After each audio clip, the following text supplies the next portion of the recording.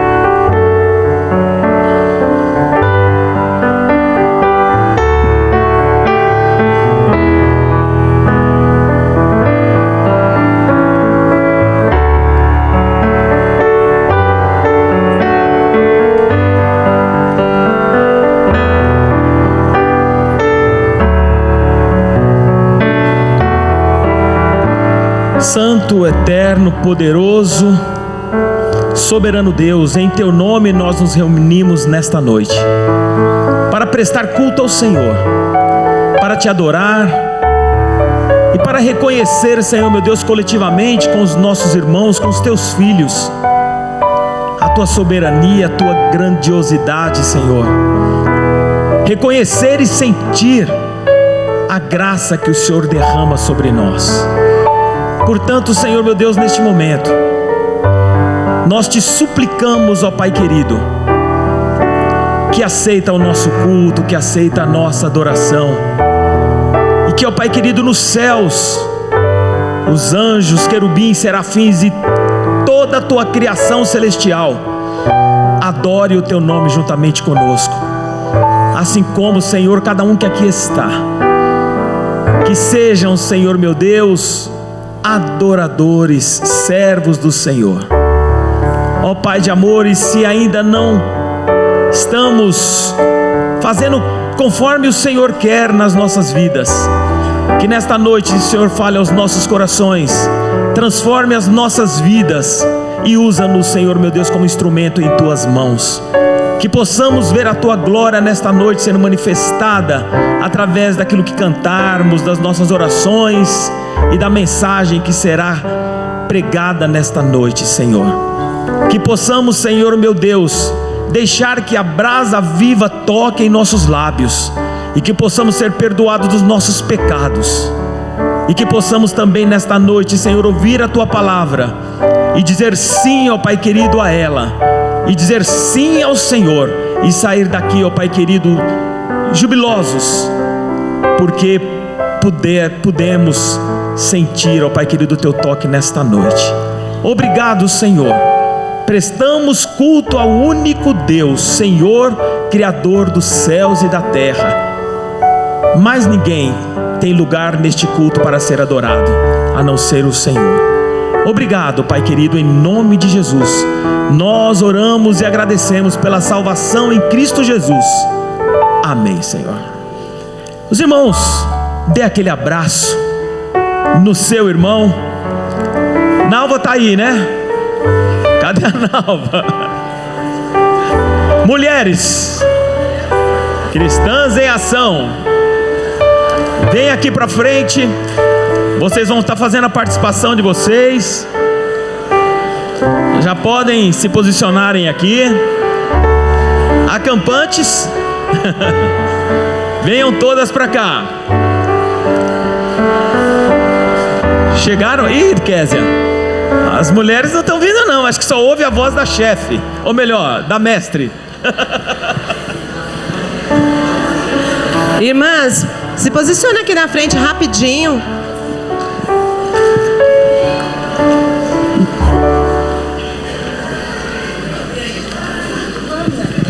Vem mais pra cá, juntinho aqui.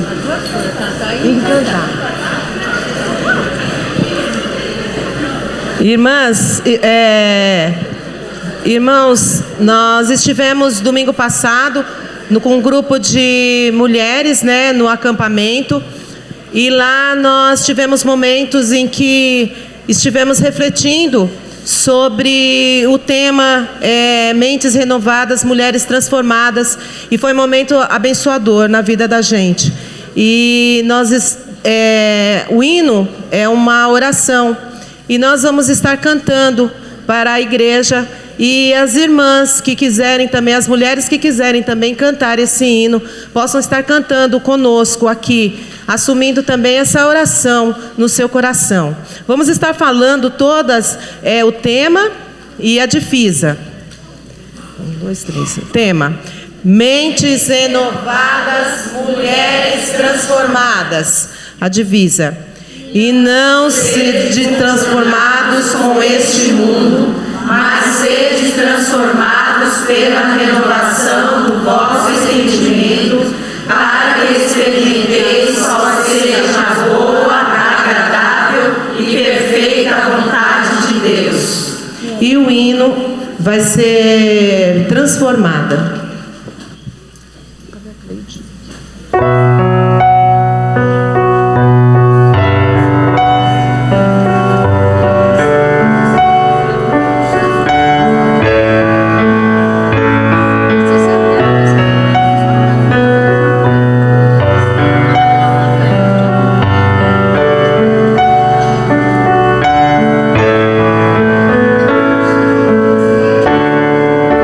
Transforma-me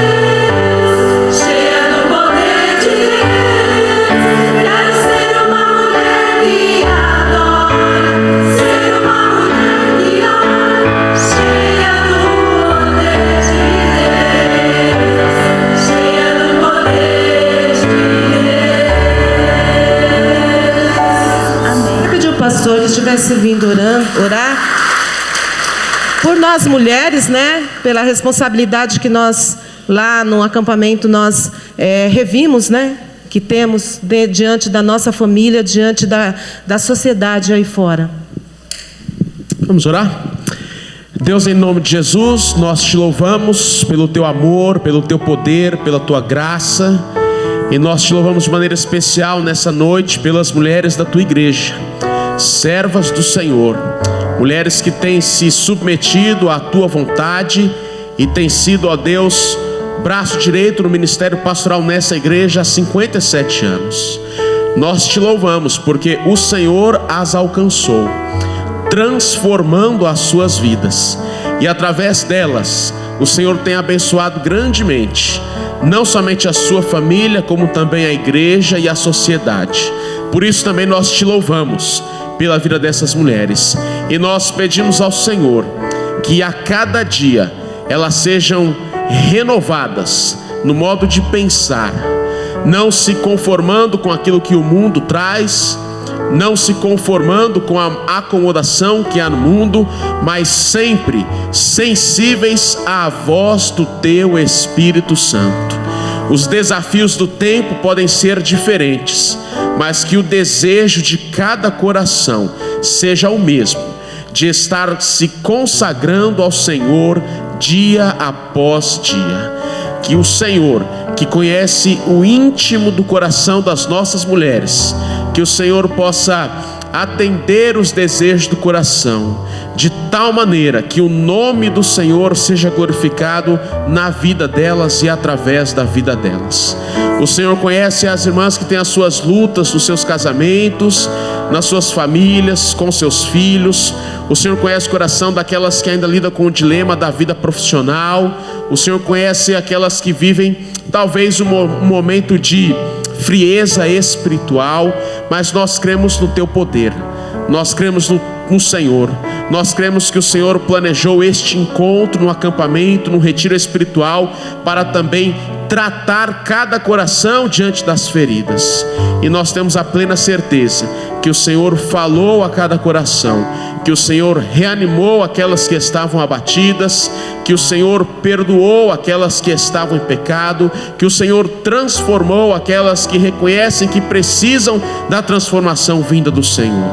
Por isso a nossa oração é que o Senhor possa continuar conduzindo as mulheres de acordo com a tua vontade, para que elas cresçam no conhecimento e na graça do Senhor, para que elas cresçam em santidade pessoal, para que elas cresçam no serviço do Senhor, para que elas cresçam no testemunho da fé que há no Senhor, para que elas cresçam e continuem sendo exemplos de fé em suas famílias e também nessa comunidade de fé.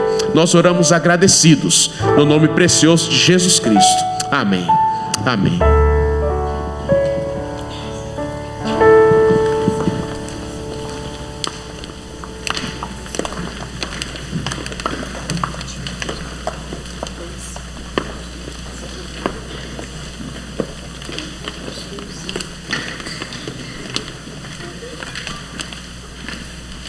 As mulheres já podem ficar em pé, tá bom? Toda a congregação em pé. Vamos fazer a leitura bíblica de Mateus capítulo 4, versos de 1 a 24.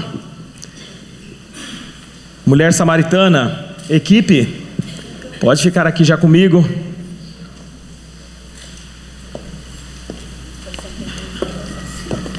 Fazer essa leitura alternada.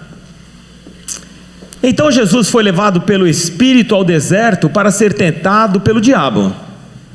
Depois de jejuar 40 dias, 40 noites, o tentador aproximou-se dele e disse: Se és o Filho de Deus, manda que estas pedras se transformem em pães.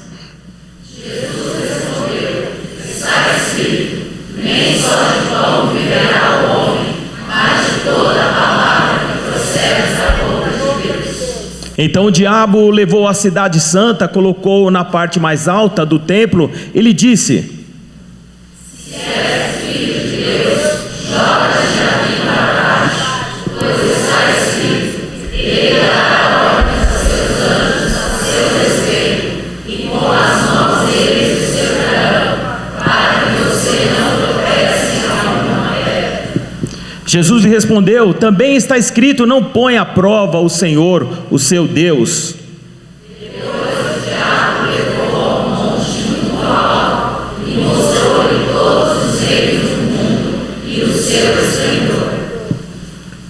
Irmãos, desculpa, não é Mateus, é João 4, de 1 a 24.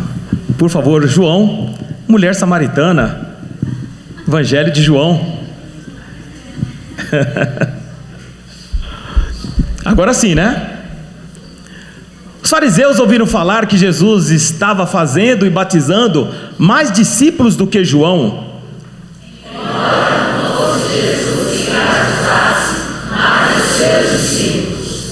Quando o Senhor ficou sabendo disso, saiu da Judéia e voltou uma vez mais a Galiléia. Assim, chegou a uma cidade de Samaria, chamada Sicar, perto das terras que Jacó dera a seu filho José. Havia ali o poço de Jacó. Jesus, cansado da viagem, sentou-se à beira do poço. Isso se deu por volta do meio-dia. Nisso veio uma mulher samaritana tirar água. Disse-lhe Jesus: dê-me um pouco de água.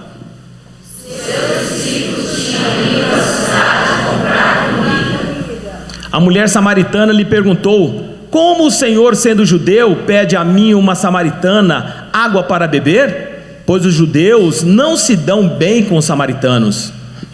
Jesus lhe respondeu: se você conhecesse o dom de Deus e quem lhe está pedindo água, você lhe teria pedido e ele lhe teria dado água viva. Disse a mulher: o Senhor não tem com que tirar água e o poço é fundo. Onde pode conseguir essa água viva? A casa do Senhor é maior do que o nosso pai Jacó, que nos deu o poço, o qual ele mesmo bebeu, bem como seus filhos e seus gados. Jesus respondeu: quem beber desta água terá sede outra vez. Mas quem beber da água que eu lhe der, nunca mais terá sede. Ao contrário, a água que eu lhe der se tornará nele uma fonte de água a jorrar para a vida eterna. A mulher lhe disse: Senhor, dê-me dessa água para que eu não tenha mais sede, nem precise voltar aqui para tirar água. Ele lhe disse: vá, chame seu marido e volte. Não tenho marido, respondeu ela. Disse-lhe Jesus: você falou corretamente dizendo que não tem marido. O fato é que você já teve 5, e o homem com quem agora vive não é seu marido. O que você acabou de dizer é verdade. Disse a mulher: Senhor, vejo que é profeta. Nossos antepassados adoraram neste monte, mas eu sei que os judeus dizem que Jerusalém é o lugar onde se deve adorar. Jesus declarou: creia em mim, mulher. Está próxima a hora em que vocês não adorarão o Pai nem neste monte, nem em Jerusalém. Vocês samaritanos adoram o que não conhecem. Nós adoramos o que conhecemos, pois a salvação vem dos judeus. No entanto, está chegando a hora, e de fato chegou, em que os verdadeiros adoradores adorarão o Pai em espírito e em verdade. São estes os adoradores que o Pai procura. Deus é espírito, e é necessário que os seus adoradores o adorem em espírito e em verdade. E é isso que nós vamos cantar agora. Em espírito e em verdade te adoramos. Eu te amo, Deus. Aleluia. Então, exalte ao Senhor, cante. Já estamos em Itaim Paulista adorando o Senhor, né? Viu a distância? Tão longe, né? Vamos adorar em espírito e em verdade o nosso Senhor. Tu, em verdade, te adoramos, te adoramos, em espírito, em verdade, te adoramos.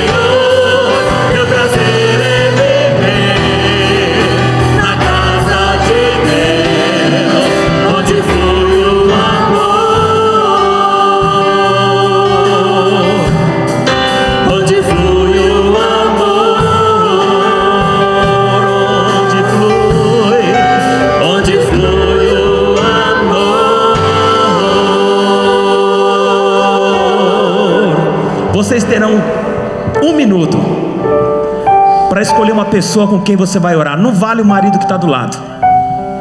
Então olha para o lado rapidinho. Você fala: o Senhor tocou no meu coração, vou orar com aquela pessoa lá. Lá na galeria, alguém suba lá na galeria daqui de baixo. Vai lá, ó. Tem adolescentes lá em cima. Alguém vai orar com os adolescentes lá, ó. Corre lá um camarada bom lá. Quem vai lá orar com os adolescentes? Lá, ó, lá na ponta lá, ó. Quem vai daqui embaixo orar com os adolescentes? Ninguém, nem um voluntário. Um voluntário lá com os adolescentes, quem vai lá? Sobe lá. Ninguém é voluntário para orar com vocês, jovens adolescentes. Ah lá, achei um. Carioca, aqui meu querido. Ore com alguém aqui, olha para o seu lado. Aqui, ó, olha aqui, ó. Dá a mão pro seu irmão, põe a mão no ombro. Escolha alguém. Ricardo, hoje excepcionalmente nós não vamos ouvir música, só agora. Vem cá orar comigo. Vem cá também. Esse silêncio é para você pensar um pouco. Em casa, quando a gente ora, não tem música, né? É gostoso com música também. Então ore com o seu irmão. Você não vai vir aqui à frente hoje, você vai orar pelo seu irmão agora.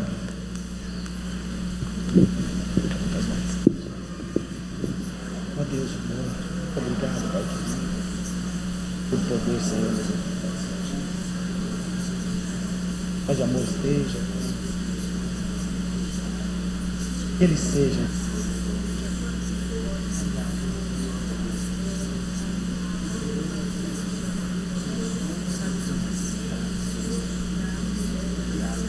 No coração deles, o desejo, Pai querido, sempre ser servo do Senhor. Obrigado, Pai querido, pela vida desses meus amigos que servem aqui na casa do Senhor, em onde eles foram chamados, em nome de Jesus.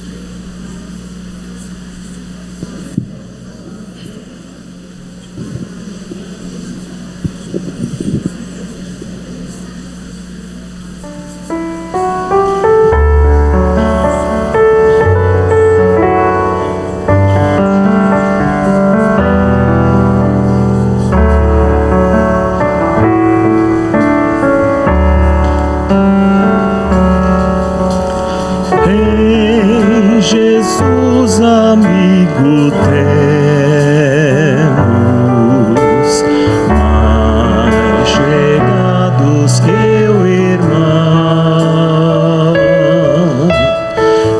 Ele manda que levemos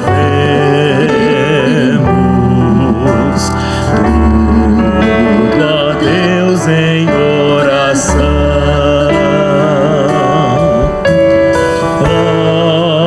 Que paz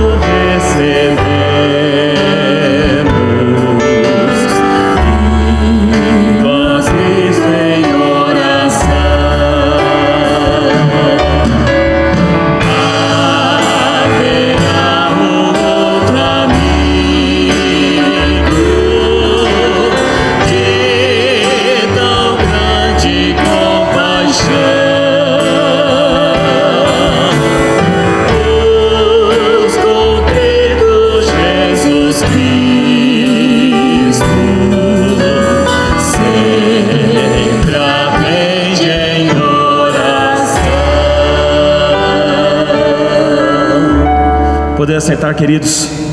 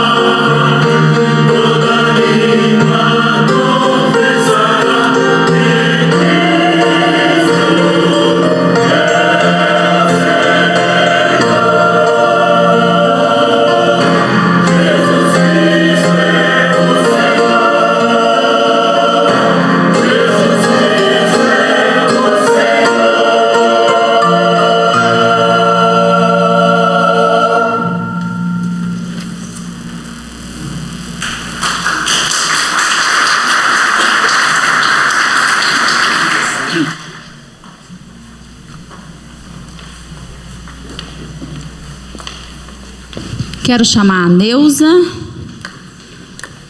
Ela vai trazer um recado aqui para os irmãos. E Quero que os irmãos, não sei se os irmãos estão antenados aí acompanhando, nós estamos comemorando esse ano o 10º ano do Ministério da Cristolândia. Os irmãos viram aí algum movimento? Assistiram algumas reportagens na televisão? Nós vamos, no momento missionário, compartilhar um pouco sobre esse ministério precioso. Irmãos, eu queria que vocês, falei para a Kelly que ia ser bem rápido, então por isso, rapidinho no que eu vou pedir. Eu queria que vocês, por um segundo, fechassem os olhos e imaginassem que nesse momento, vocês perderam tudo o que vocês têm. Pai, mãe, filhos, irmãos, casa, lugar para morar.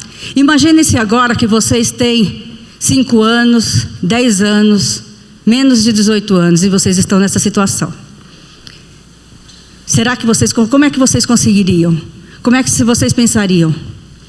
Irmãos, eu estou aqui para pedir, mais do que a parte financeira que a gente sabe que é necessária, eu queria que vocês passassem essa semana em intercessão. Orassem pelas mensageiras do rei, pelos embaixadores do rei que vão com a gente para visitar um abrigo infantil.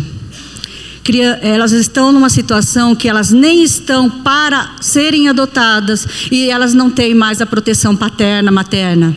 Elas foram tiradas dos seus lares por agressão, violência física, violência sexual, pais que não quiseram cuidar delas, problemas financeiros. A gente não sabe quais motivos, mas a gente sabe que nós temos um Deus que nos ama e que quer que nós amemos os outros.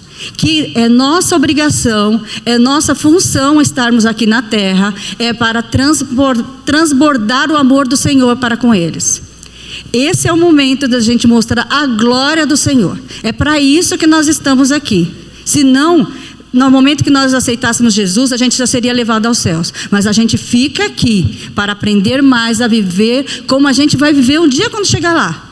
E lá a gente não vai ter essa divisão de eu tenho, você não tem. Então, irmãos, mais do que a parte financeira que a gente vai pedir depois na salva, se vocês puderem ajudar, mas mais do que isso, estejam orando pelas essas crianças. São tantas crianças necessitadas no nosso país.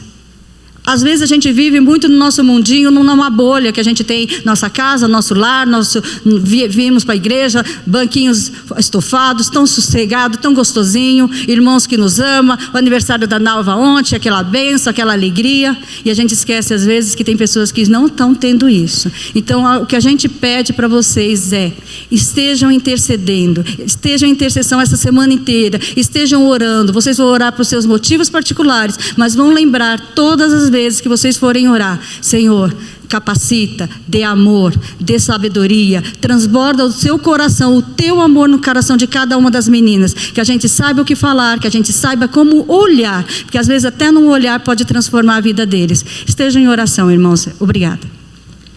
Na hora dos dízimos, irmãos, elas vão passar com as salvas, eu falo que é o coador de café, né? Esse é bom, que é grande, e os irmãos vão ofertar. Elas precisam de recurso ainda. Os irmãos foram maravilhosos domingo passado, deu para comprar um monte de coisa, mas ainda precisa comprar chinelos e meias, foi o que eles pediram no abrigo, e um lanche gostoso para eles passarem o dia lá. Então nós ainda precisamos desses recursos, e na hora dos dízimos nós vamos, calma que não vai ser agora não, tá? Segura aí. Nós vamos recolher essa oferta. Eu quero compartilhar com os irmãos 2 vídeos que falam da Cristolândia, da sua relevância na sociedade, não só no meio das igrejas batistas, mas no nosso país, porque nós estamos comemorando esse mês 10 anos do ministério da Cristolândia. E ainda esse mês nós vamos recebê-los também aqui em nossa igreja, mas hoje é o dia que marca a celebração dos 10 anos deste ministério.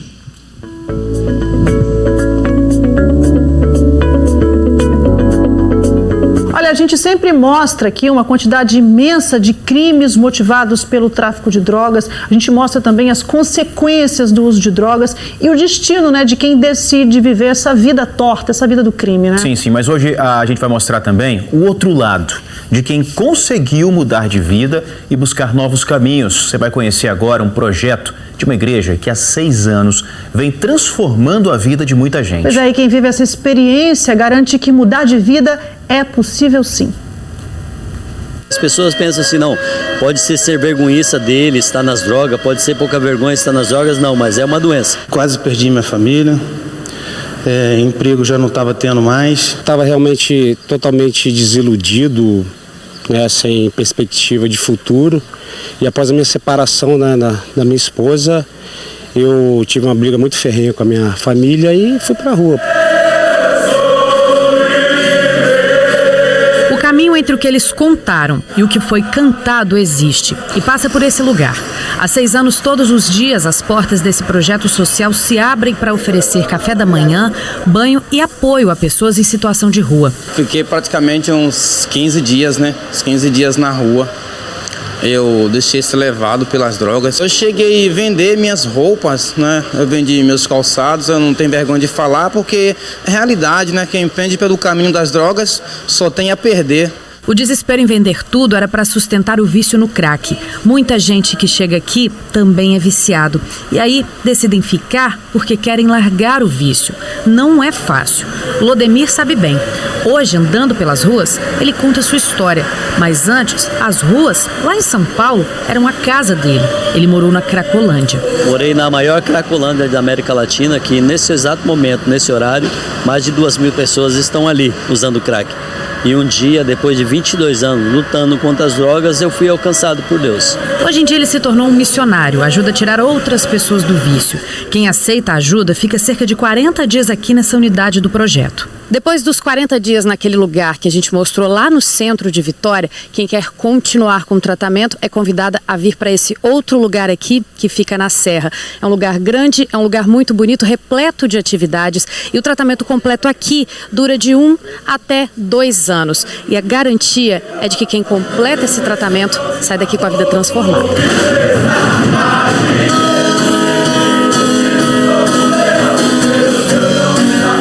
Da música, eles têm cursos profissionalizantes. A padaria está a todo vapor. E foi participando de atividades assim que o Marcos se encantou pela cozinha e já conseguiu uma vaga num curso de gastronomia. Eu era dono de restaurante antigamente, no qual não sabia valorizar tanto a arte, porque cozinhar realmente é uma arte.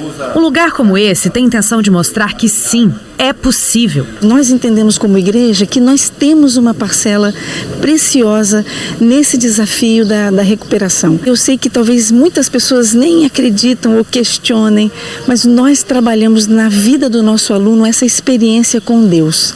E a gente entende que isso é base para qualquer mudança, para qualquer transformação. E quem consegue enxergar de novo o lado bom da vida, quer ajudar também. Quero retornar a Cachoeiro e fazer e ajudar no trabalho que a igreja me ajudou, né? Ajudar outras pessoas que necessitam. Quando você houver fé, vai haver esperança. E o mundo ele gira através de esperança. Deus não desampara.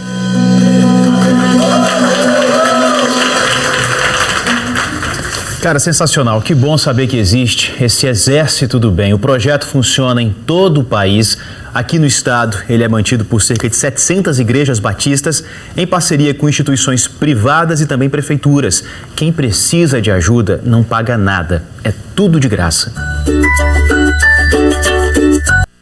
Hoje é dia da segunda parte da matéria especial do Tem Jeito. Na semana passada, nós começamos a mostrar o trabalho da Cristolândia, que ajuda moradores de rua e viciados em crack. Agora você vai saber o que aconteceu com esses personagens da vida real. Com a ajuda de mãos amigas, muitos se livram do vício. As histórias se tornam exemplo e motivam também outras pessoas a desenharem um futuro melhor. Wellington hoje é uma pessoa realizada, mas ele já esteve no submundo das grandes cidades. Como mostramos na reportagem da última quarta-feira, Wellington passou anos em uma Cracolândia. Vi como mendigo, passando fome, frio, roubando. Foi uma mão amiga oferecendo um copo d'água que conseguiu puxar o jovem do fundo do poço. Há 6 anos, Wellington faz parte do projeto social Cristolândia. Hoje, ele não só se livrou do vício, como encontrou um novo caminho.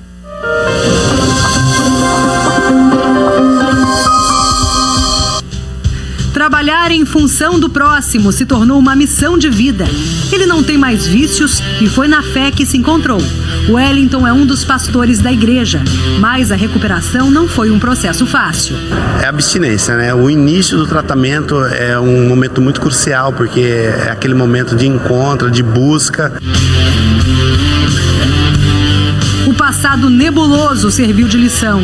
Da experiência triste, ele reúne forças e serve de exemplo para milhares que ainda estão na mesma situação. O trabalho começa nas próprias Cracolândias. Hoje eu ajudo muitas pessoas. Consegui terminar a faculdade, casei dentro do projeto.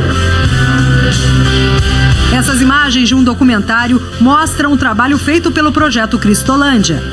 A Cristolândia existe desde 2009 e é ligada à Junta de Missões Nacionais da Convenção Batista Brasileira. O trabalho foi reconhecido no livro Crack e Exclusão Social, publicado no ano passado pelo Ministério da Justiça e Cidadania. Atualmente, o projeto é realizado em 8 estados do Brasil, onde cerca de 1.000 pessoas estão em reabilitação e mais de 1 milhão de refeições são servidas por dia. As vidas podem ser transformadas, mas você tem que ter uma caminhada diferenciada com eles. A gente faz esse serviço, presta esse serviço à comunidade, a essas pessoas que vivem em situação de abandono, pessoas que já ficaram com a gente aqui mais de 1 ano, almoçando, tomando café. No momento da vida, vem aquele clique, eu preciso de mudar. Aí ele nos procura, aí sim, aí o negócio passa a ser com a gente. Lembra daquela fila que mostramos na semana passada? O sorriso e a canção são motivadores para quem tenta encontrar um rumo.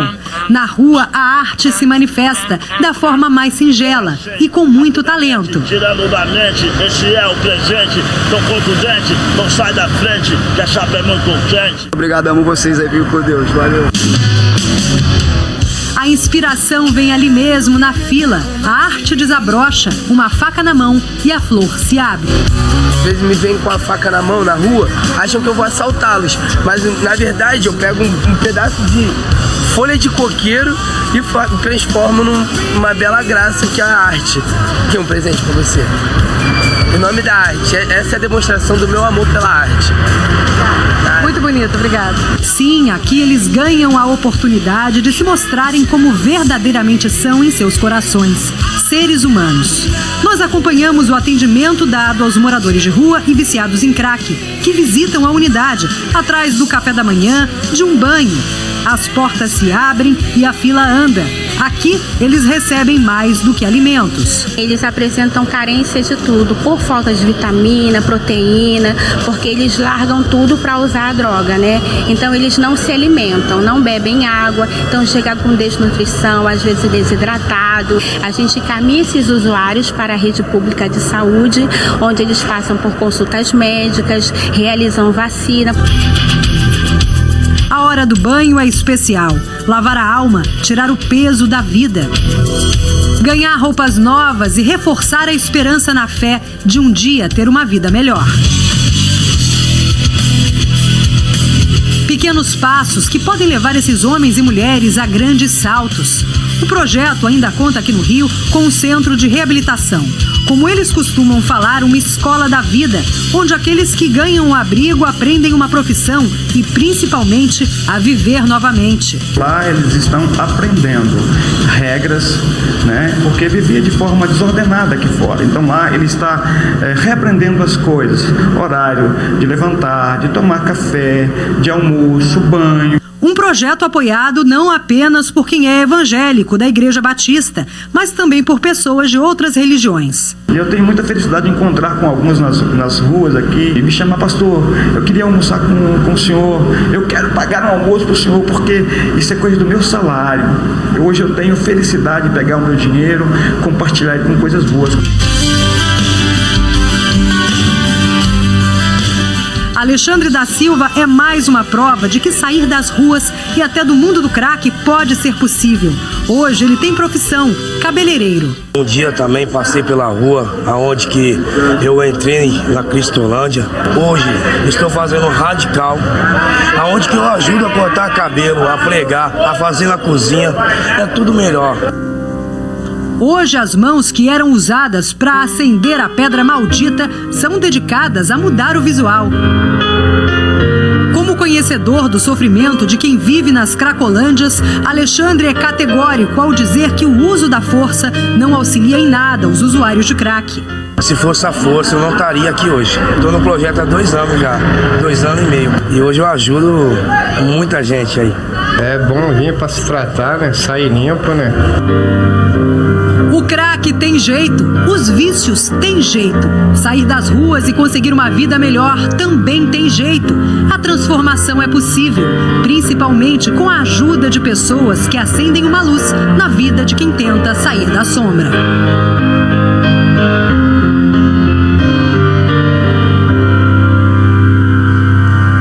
Tem jeito. Irmãos, quando a gente vê essas reportagens, o nosso coração se alegra e o que vem do meu coração é: vale a pena toda a nossa oração, a nossa oferta. Eu sei que tem irmãos aqui que contribuem mensalmente com o projeto Cristolândia, que são adotantes do PAN. Vale a pena ou não vale, irmãos?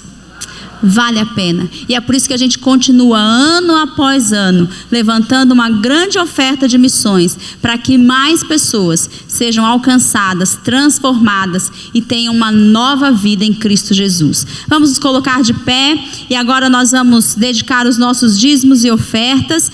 Não esquece da sua oferta especial para este mês. Nós vamos encerrar no último domingo.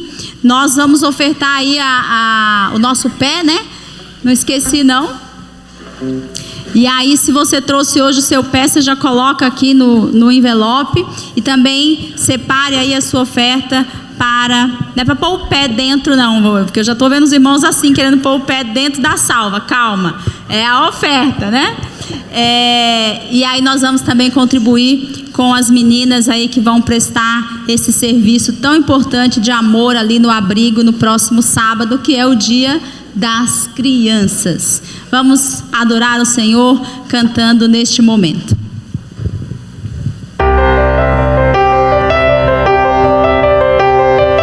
Minha razão de viver é te conhecer.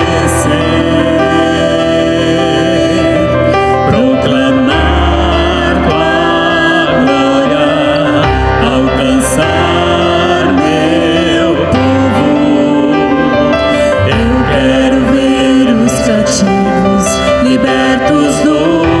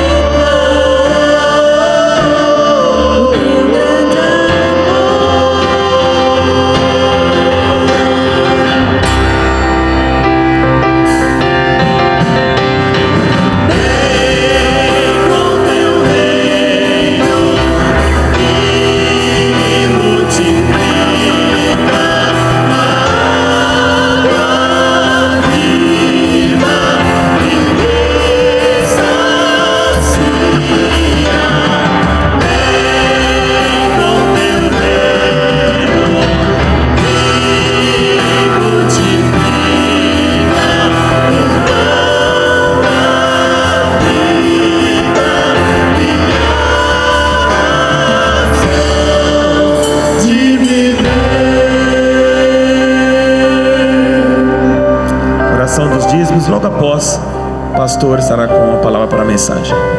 Ó Deus, eterno Pai, muito obrigado, Senhor, por mais esse privilégio que nos concede nesta noite, em estarmos em adoração, contemplação, dedicação ao Senhor, te louvando e te bendizendo. E agora, ó Deus, abençoe aqueles que trouxeram seus filhos ofertas nesse momento, já entregaram pela internet, que contribuíram. Dê, ó Deus, as ricas bênçãos aos teus servos. E aqueles também que ainda não entenderam o privilégio que é de devolver a parte que pertence ao Senhor. Que seja um momento também em suas vidas. E continue abençoando a administração desses bens financeiros no teu reino. Em nome de Jesus. Amém. Pastor Ismael.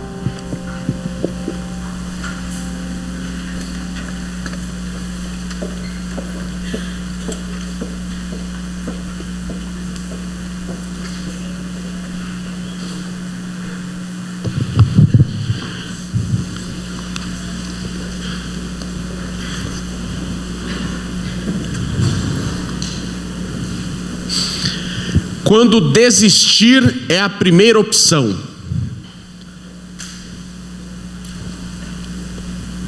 Quando desistir é a primeira opção. Esse é o tema que eu quero considerar com você nessa noite na mensagem bíblica. Há momentos que desistir é a primeira opção. Há momentos que desistir parece a única opção. Há momentos que a pressão de dentro e de fora é para desistir. Então nessa noite eu quero convidar você à luz da palavra do Senhor, meditar sobre a história de alguns homens de Deus que tinham todos os motivos para desistir. E juntos nós vamos aprender algumas lições da parte do Senhor. Eu vou citar alguns textos, vou pedir o apoio aí do multimídia. E aí, para a gente otimizar o tempo, nós vamos fazer a leitura via telão, tá bom? Nós vamos pensar juntos um pouquinho sobre a vida de José, Davi, Elias e Jonas. 4 homens que tiveram alguns motivos para desistir. Então eu vou compartilhar um pouquinho da história desses homens. Peço licença a você para que a gente possa também resumir a história de cada um deles, porque cada um deles mereceria um espaço maior. Mas na verdade eu quero só trazer um resumo para a gente tirar algumas lições, tá bom? Quando desistir é a primeira opção. Gênesis 45, de 5 a 8. A história de José é descrita ali no livro de Gênesis, a partir do capítulo 37 até o capítulo 50. Nós vamos ler só esse trecho para resumir a história dos nossos personagens, só esse texto no caso de José, e os textos serão curtos, tá bom? Eu farei a leitura, você acompanhe aí. Gênesis 45, de 5 a 8. Agora, não se aflijam, nem se recrimirem por terem me vendido para cá, pois foi para salvar vidas que Deus me enviou adiante de vocês. Já houve 2 anos de fome na terra, e nos próximos 5 anos não haverá cultivo e nem colheita. Mas Deus me enviou à frente de vocês para lhes preservar um remanescente nesta terra e para salvar-lhes a vida com grande livramento. Assim, não foram vocês que me mandaram para cá, mas sim o próprio Deus. Ele me tornou ministro do Faraó e me fez administrador de todo o palácio e governador de todo o Egito. José é um milagre. José nasceu na velhice de Jacó e Raquel, filho primogênito de Raquel, o filho caçula de uma família com 11 irmãos. Nós sabemos através da palavra de Deus que Jacó amava mais a José do que os outros irmãos. Uma das demonstrações desse amor e dessa preferência era a tal túnica longa, colorida, bonita, em que Jacó presenteou seu filho José. Nós sabemos que esse amor por preferência causou ódio, ciúme entre os seus irmãos. José então, também para intensificar esse ódio, esse ciúme, José teve um sonho e revelou esse sonho de que seus pais, seus irmãos um dia se prostrariam, se curvariam diante dele, e José é traído pelos seus irmãos, que o jogam num poço fundo, sem água, o vendem José para os ismaelitas. Os ismaelitas, por sua vez, vendem José como escravo para Potifar, um dos líderes ali do faraó no Egito. Mais para frente nós vemos que José tem aquela situação com a mulher de Potifar. José é preso. Anos mais tarde, José sai da prisão, volta para o palácio, assume a responsabilidade de governador do Egito. Enfim, José foi traído, injustiçado, vendido, abandonado, esquecido, e tinha todos os motivos para desistir. Parte dessa aflição por parte dos seus próprios irmãos, sangue do seu sangue, que naturalmente prometera amor, atenção, mas o que José recebeu não foi nada disso. José foi traído, foi entregue, José foi injustiçado, foi preso, e José tinha todos os motivos para desistir.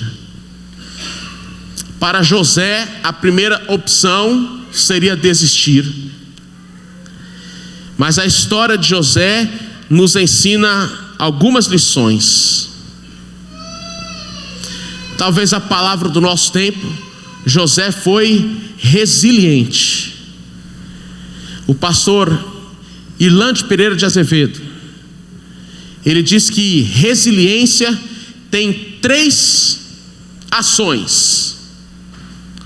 A primeira é a capacidade de lidar com os problemas. É verdade que nem sempre nós temos.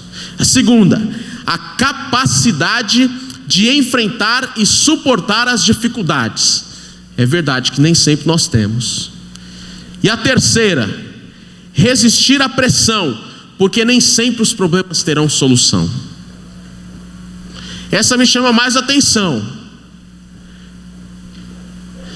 porque muitas vezes nós nos equivocamos entendendo que teremos que ter solução para todas as coisas. Mas a vida é uma constante mudança, uma constante adaptação, que nos tira sempre da zona de conforto. Como diz o ditado popular, nascemos careca, pelado e sem dente.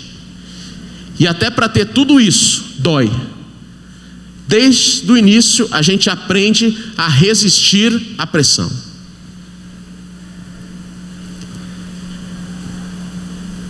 Quando desistir é a primeira opção, eu e você precisamos aprender a resistir à pressão.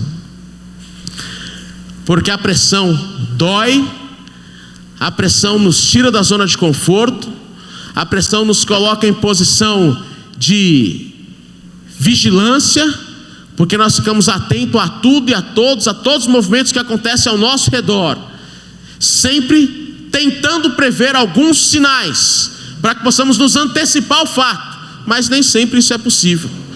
É justamente por isso que nós temos que adquirir a necessidade de resistir à pressão, porque nem sempre a vida é como a gente quer. Então a capacidade de lidar com problemas, a capacidade de enfrentar as dificuldades, vai ajudá-lo a não fazer do desistir a primeira opção. Então a história de José nos ensina também, dentre tantos ensinos, que quando o desistir é a primeira opção, nós precisamos resistir à pressão. O outro personagem desta noite, Davi. A história de Davi é contada em 1 e 2 Samuel, 1 Reis e 1 Crônicas. Coloca para mim 1 Samuel capítulo 18, versículos de 1 a 4. 1 Samuel 18, de 1 a 4. Diz assim o texto: depois dessa conversa de Davi com Saul, surgiu tão grande amizade entre Jonatas e Davi, que Jonas tornou-se o seu melhor amigo. Daquele dia em diante, Saul manteve Davi consigo e não o deixou voltar à casa de seu pai. E Jonatas fez um acordo de amizade com Davi, pois se tornaram seu melhor amigo. Jonatas tirou o manto que estava vestindo e o deu a Davi com sua túnica e até a sua espada, seu arco e seu cinturão. Davi, o filho mais novo de Jessé, homem rico, respeitado da tribo de Judá. Davi, criado como pastor de ovelhas. Davi é mencionado a primeira vez na Bíblia quando o profeta Samuel visita Belém, mostrando que Deus havia rejeitado Saul como rei e que havia um novo rei ali na família de Jessé. Então o profeta entrevista, os possíveis candidatos ao trono, todos os irmãos, menos Davi, que sequer foi lembrado que não estava ali, Só mais adiante que se lembram que Davi não estava. O profeta manda chamar Davi, unge Davi como rei. Mais à frente Davi se torna o rei, e a dinastia de Davi dura mais de 400 anos à frente do povo. Aí a história de Davi nós conhecemos como história de coragem. É urso para cá, é leão para lá, é Golias para cá. Como história de alguém que tem intimidade com Deus, porque diante dos seus erros é o homem segundo o coração de Deus. A história de Davi também nos ensina, porque quando desistir é a primeira opção, Davi, diante da perseguição e da possibilidade de desistir, diante da pressão, diante das circunstâncias, diante do esquecimento, Davi encontra um bom amigo. Quando desistir é a primeira opção, nós precisamos nos cercar de pessoas que nos aproximem de Deus. Quando desistir é a primeira opção, nós precisamos nos aproximar de pessoas que nos inspirem a seguir, a confiar, a perseverar. A história de Davi também nos traz alguns sentidos nessa direção. Essa amizade verdadeira entre Davi e Jonatas mostra companheirismo, lealdade, integridade e faz Davi sobreviver aos períodos de maior provação diante da perseguição do próprio Saul durante a sua caminhada. Precisamos dessa amizade verdadeira, de pessoas que nos aproximem do Senhor, de pessoas que nos escutem, de pessoas que nos entendam. Nós precisamos de pessoas que tragam serenidade, porque o mundo faz barulho demais ao nosso redor. E tem gente perto de nós que é tempestade e traz tempestade. Quando desistir é a primeira opção, nós precisamos nos cercar de pessoas que nos levem para mais perto do Senhor, para mais perto da sua palavra, para mais perto do exercício dessa fé, para mais perto da ação do Senhor, para mais perto da submissão.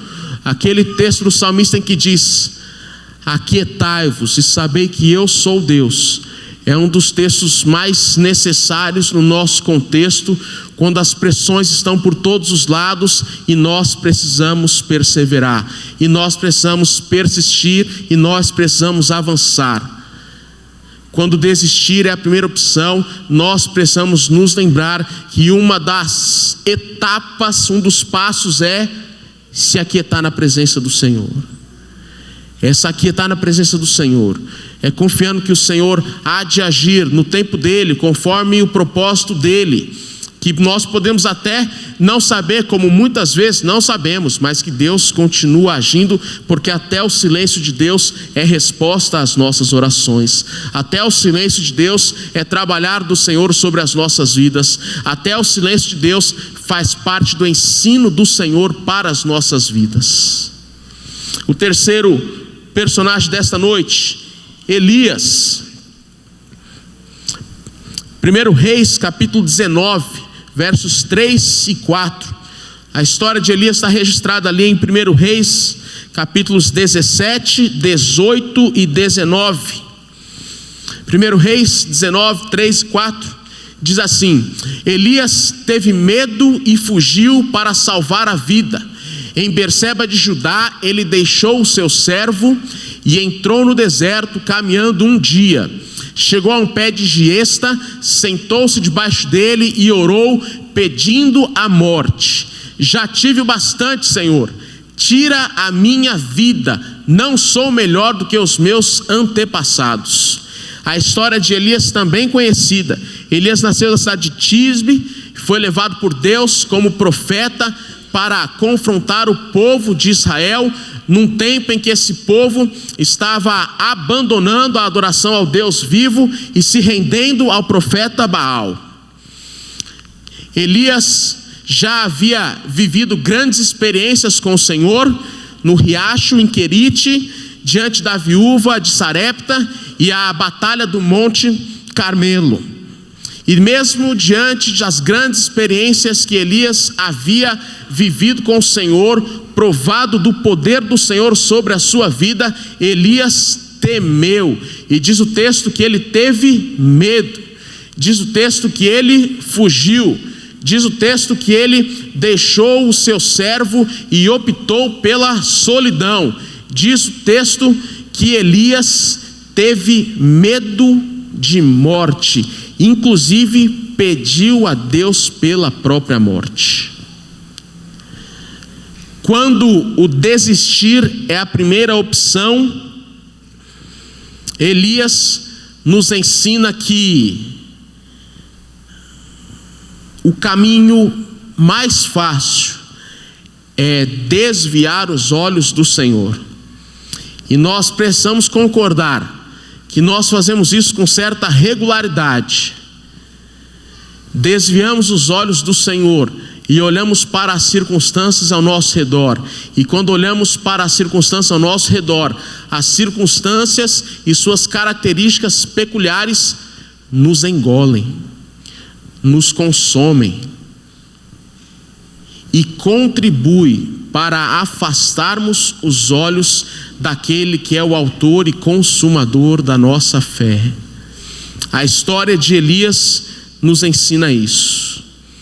Quando desistir é a primeira opção, nós precisamos voltar os olhos para Jesus, autor e consumador da nossa fé.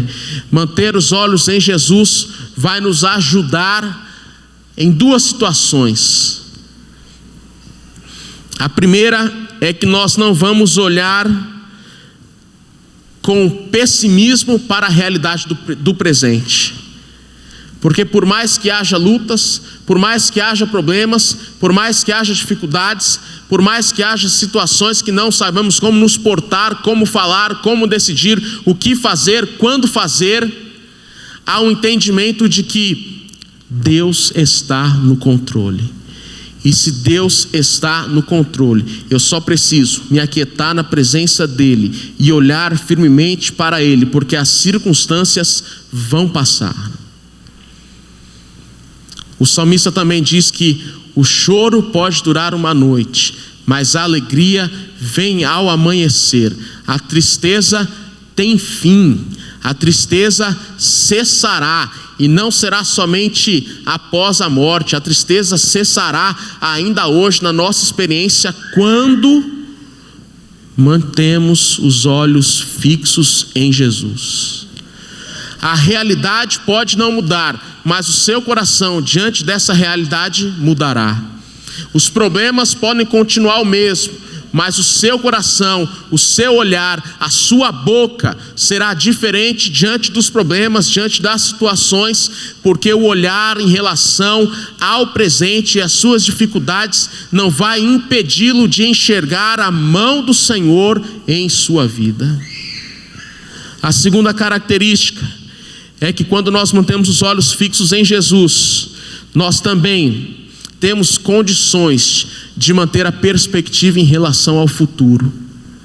Nós temos condições de olhar para o futuro sem ter sempre a prisão do passado, nos relembrando tempos em que o passado sempre foi melhor. Compartilhei uma vez com os irmãos que eu sou extremamente saudosista, e a ideia de que o passado é melhor é sempre muito real em minha vida.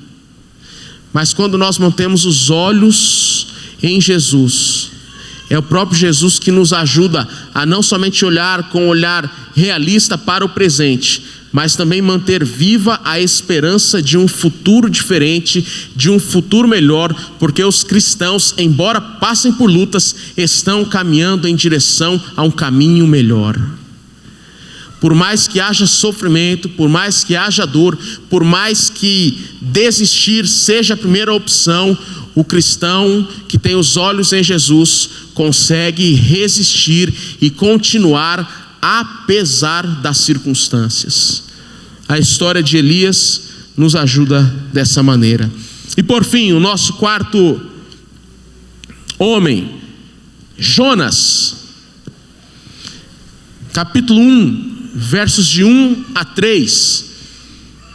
Mais uma história também conhecida e que nos ajuda a pensar sobre esse tema.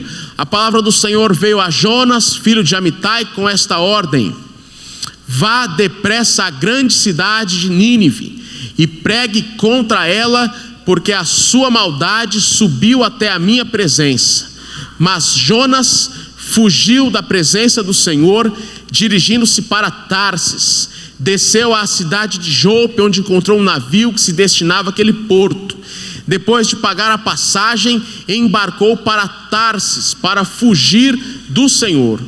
A história também é conhecida. Jonas, filho de Amitai, de uma cidade chamada Gat-Hefer, Deus chamou o seu profeta Jonas para pregar em Nínive, mas Jonas desobedeceu. Jonas fugiu da presença do Senhor. Jonas fugiu do chamado do Senhor para a sua vida. Diz o texto aí que Jonas foi para o porto de Jope e pegou o barco sentido contrário, sentido para Tarsis. E a história nós vamos perceber que Jonas ficou irado, revoltado, aborrecido. A versão da NVI lá no capítulo 4 diz que ele ficou descontente, né? Podemos dizer que a versão da NVI é bem politicamente correto, né? Porque o texto diz que ele ficou revoltado. E veja, ele ficou revoltado porque Deus era compassivo, misericordioso, paciente, cheio de amor e haveria de perdoar os ninivitas. Olha só, Jonas é um caso sério aí pra gente, né? Jonas não ficou revoltado pelo efeito pedagógico do grande peixe, né? Jonas não ficou revoltado por qualquer outra situação que saísse do controle dele. Jonas ficou revoltado porque Deus é bom. Incrível. Algumas lições para nós. Jonas estava frustrado com Deus. Quando desistir é a primeira opção, o diabo é rápido em colocar diante de nós circunstâncias que podem nos levar a duvidar do amor de Deus. E então nós duvidamos. E então nós nos frustramos. E então nós reclamamos. E há momentos que nós reclamamos justamente da bondade do Senhor, justamente do amor do Senhor, ao ponto de, como Jonas, fugir do Senhor, da presença do Senhor e do chamado do Senhor para a sua vida. Quando desistir é a primeira opção, nós precisamos nos lembrar que a vontade do Senhor é e sempre será a melhor. Quando desistir é a primeira opção, nós precisamos nos lembrar que se a vontade do Senhor é e sempre será a melhor, nós precisamos obedecer. E para obedecer, nós precisamos conhecer. E para conhecer, nós precisamos buscá-lo. Então nós precisamos se apegar ao Senhor. Quando nós olhamos para essas 4 histórias desses homens no Antigo Testamento, nós vemos histórias que naturalmente tinham tudo para desistir. Talvez você pode até fazer o exercício de se colocar no lugar de qualquer um deles, de José, traído pelos irmãos, injustiçado pelo sistema, de Davi, perseguido por estar no centro da vontade do Senhor, porque Deus havia ungido através do profeta Samuel, como Elias, que havia vivido grandes experiências, que viu o poder de Deus se manifestar de maneira sobrenatural, e não foi em um momento, né? Nós nos lembramos de Elias só na batalha diante de Baal, com os profetas de Baal. Mas Elias é aquele que orou, choveu, orou, parou de chover. Elias é aquele que também pediu a morte, mas Deus na sua soberania o levou à sua presença sem a experiência da morte. Olha que coisa incrível. Podemos ter vivido grandes experiências com o Senhor, de ter visto o sobrenatural do Senhor sobre as nossas vidas, mas ainda assim nos sentirmos com vontade de desistir, porque é a primeira opção. Ou como Jonas, que além de fugir e desobedecer, também pede a morte e se revolta contra o próprio Deus. Antes que o nosso olhar julgue esses homens, como é característico do nosso tempo, julgar tudo que acontece, tente se colocar no lugar deles. Certamente nós falharíamos também, e nós entenderíamos que desistir é a primeira opção. O mais triste é chegar à conclusão de que desistir é a única opção. Mas a boa notícia é que desistir não é a única opção. A boa notícia é que Jesus faz nova todas as coisas. A boa notícia é que as misericórdias do Senhor se renovam sobre a nossa vida a cada amanhecer. E é por isso que não somos consumidos, mesmo querendo desistir de toda e qualquer situação. É por causa da ação do Senhor que nos traz à memória aquilo que pode nos dar esperança e que enche o nosso coração de esperança. Desistir até pode ser a primeira opção, mas jamais será a única para aqueles que têm a vida consagrada no altar do Senhor. Não sei como você chegou até aqui nesta noite. Não sei quais são as possibilidades de desistir que faz parte da sua vida. Desistir da fé, desistir do chamado do Senhor, desistir da presença do Senhor, desistir da igreja do Senhor, desistir do casamento, desistir da família, desistir dos filhos, desistir do emprego, desistir dos relacionamentos. Eu não sei, mas eu sei que através desses homens nós aprendemos 4 lições que Deus nos ajuda nessa difícil tarefa de lidar com a possibilidade da desistência. A primeira é: resista à pressão, o fim ainda não chegou e o choro cessará. A segunda: encontre amigos, mas amigos verdadeiros, para partilhar o fardo, porque o fardo é pesado e nenhum de nós somos super-heróis. Terceiro: não se intimide diante das circunstâncias, por mais que elas sejam maiores que você, maior é o Deus que você crê. Quarto e último: submeta-se à vontade do Senhor, que é boa, perfeita, agradável e se cumprirá.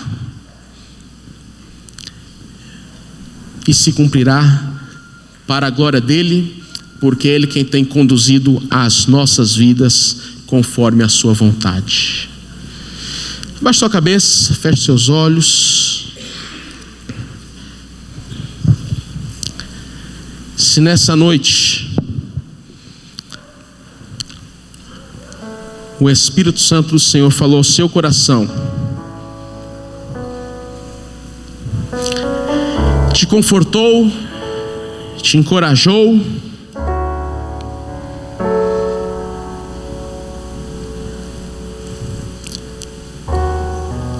e se nessa noite você quer reafirmar o seu compromisso com o Senhor, de que você não vai desistir de toda e qualquer situação que pese sobre o seu coração, quero convidar você a ficar em pé e nós vamos orar por isso. Se hoje você quer dizer ao Senhor: eu não vou desistir, eu não posso desistir. Desistir pode ser a primeira opção, mas não é a única. Se você quer reafirmar esse compromisso com o Senhor nessa noite, quero convidar você a ficar em pé no seu lugar, onde você está, para nós orarmos juntos. Nós orarmos juntos. Glória a Deus. Amém. Mais alguém?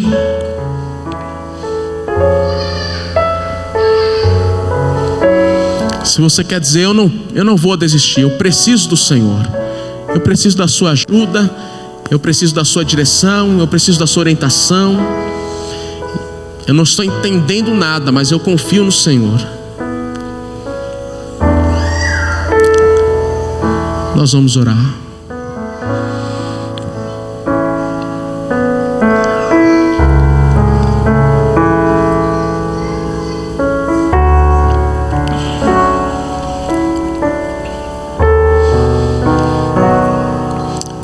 Faça a sua oração aí no seu lugar. Fale com o seu Deus.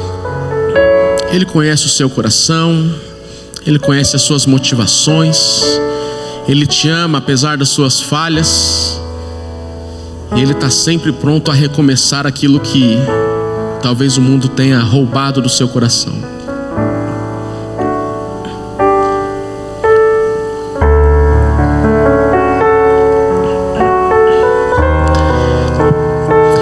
Deus, em nome de Jesus, louvado seja o teu nome, porque o Senhor é bom e o seu amor dura para sempre. Louvado seja o teu nome pela tua graça, pelas suas misericórdias, pela tua bondade, pela tua proteção, pela tua provisão, pela tua fidelidade. Louvado seja o teu nome, porque o Senhor é o nosso Deus. Nós nos rendemos a ti nesta noite. O Senhor conhece o coração do teu povo, daqueles que publicamente manifestaram o seu desejo de dizer: eu não posso desistir. Nós nos unimos em oração para dizer ao Senhor que confiamos em ti, dependemos do Senhor, precisamos da tua ajuda, precisamos do consolo que vem do teu Espírito Santo, precisamos de direção, de sabedoria, de força, de paciência, de amor. Precisamos do Senhor em nossas vidas. Em nome de Jesus. Em nome de Jesus. Que o teu Espírito Santo restaure a fé, a alegria, o ânimo daqueles que possivelmente estejam a um triz de desistir. Que o teu Espírito Santo possa revesti-los do teu poder e capacitá-los, porque nem sempre veremos a solução, mas possamos ver o teu poder, a tua presença em meio às provações. Fortalece o coração do teu povo, porque nós precisamos do Senhor. Nós te louvamos, porque o convite de Jesus é: vinde a mim, aqueles que estão cansados e sobrecarregados, porque eu os aliviarei. Obrigado, porque na tua presença nós encontramos descanso, alívio do fardo. Na tua presença nós encontramos alegria a despeito das adversidades. Na tua presença nós encontramos paz em meio à guerra. Na tua presença nós encontramos aquilo que nós precisamos para viver. Então nos ajude a nos aquietarmos na tua presença. Nos ajude a ouvirmos a tua voz e recebermos do Senhor a direção necessária para as nossas vidas. Em nome de Jesus. Amém. Amém. Você pode se sentar. É nesse espírito que nós vamos cantar. Vamos louvar o Senhor, encerrando a nossa celebração nessa noite, porque Jesus mudou o meu viver.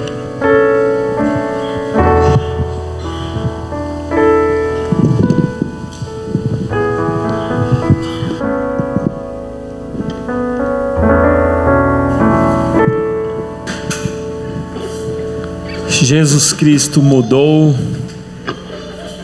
muda, continuará mudando o nosso viver.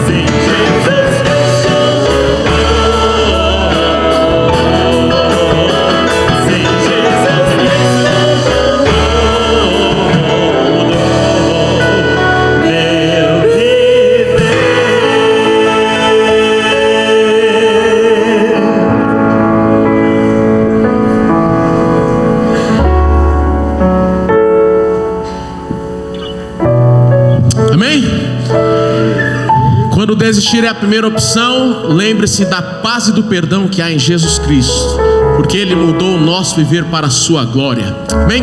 Vamos ficar em pé, vamos encerrar a nossa celebração nessa noite. Que você tenha uma excelente semana na presença do nosso Deus. Vamos orar? Senhor, nós te louvamos por tudo que vimos e ouvimos, porque o Senhor é o nosso Deus, é o Deus da nossa salvação.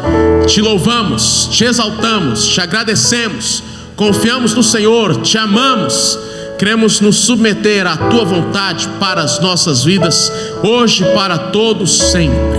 Dá-nos uma semana abençoada na tua presença.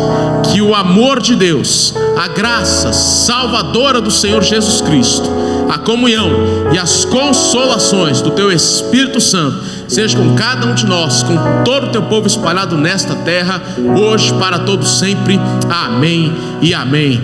Deus abençoe. Boa semana.